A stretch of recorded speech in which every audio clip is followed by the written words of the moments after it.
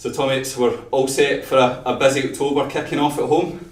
Yeah, I mean, I think it's five games plus the Trust Cup, so we'll have 6 games to look forward to.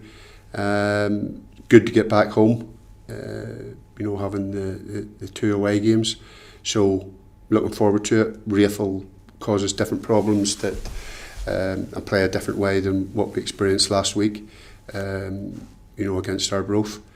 And I say, we've looked solid.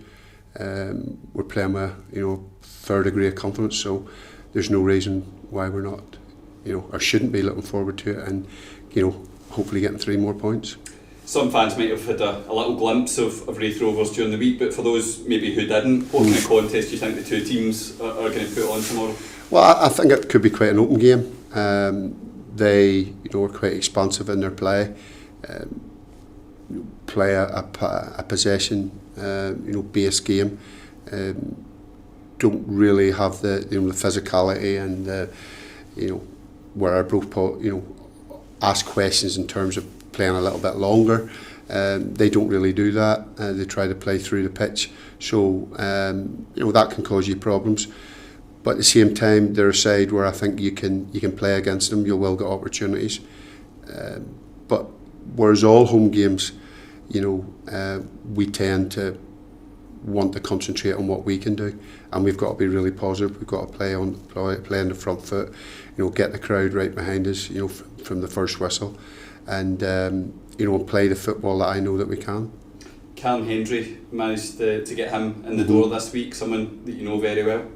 Yeah, I mean, Callum came in trial to us at St Johnstone. I think when he was just about 18, 19, he missed a lot of football when he was younger because he had a couple of bad injuries, and we signed him. And before I'd left St Johnstone, he was doing really well.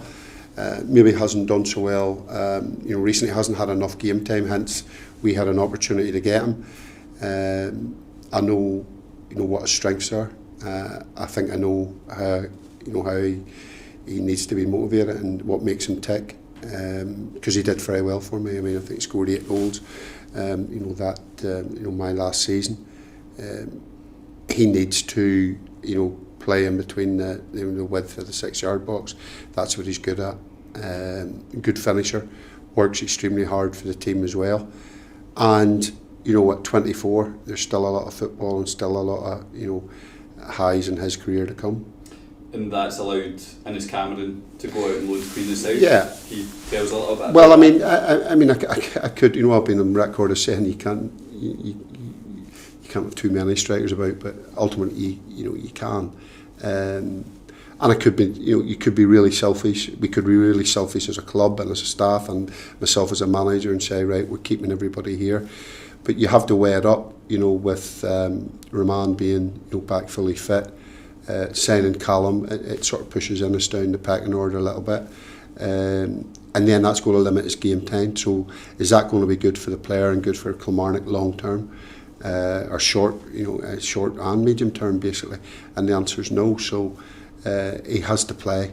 I think it's important he gets minutes, and because he is only 20, he's got a lot of development still to do. So. There were a few clubs interested in him. We told him, about that, and it was his choice in the end. And we're happy for him that he's in the Championship, and he's gone to Queen's, and let's hope he does well.